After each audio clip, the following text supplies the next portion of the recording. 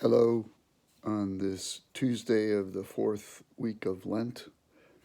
We sure hope that those close to you and those whom you love are well.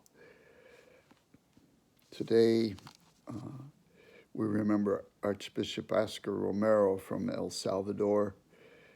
He was someone who incurred the wrath of the military because of his outspokenness about his own people, particularly the poor being victimized and being killed by government death squads in El Salvador. And it was today, 40 years ago, that he died. He was killed, shot while saying Mass. Romero wrote, "A bishop will die, but the Church of God, which is the people, will never die." Taking a look at the readings for today, the first reading is a very hopeful one from the book of Ezekiel, speaking about how the water, the river, life-giving river comes from the temple itself and will provide abundant life to all who are at the river, food and medicine for the people, watered by the flow from the sanctuary itself, profoundly symbolic of how we ourselves are given life by God through Christ. And again, in the Gospel of John,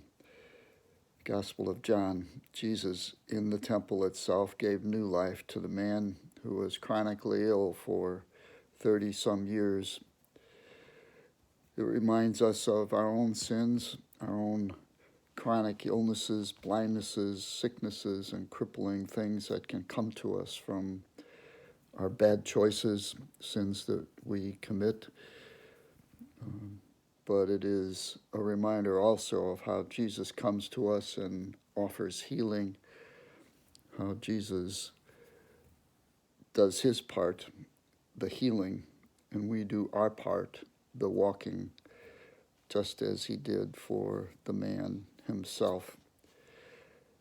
So it's a reminder, at least for myself, about the endurance and patience that we need, particularly during this time of crisis in our lives and in our world.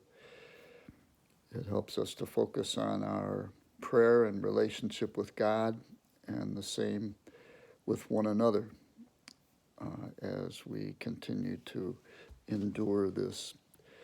So we keep praying for each other. We pray for those who suffer greatly from this pandemic.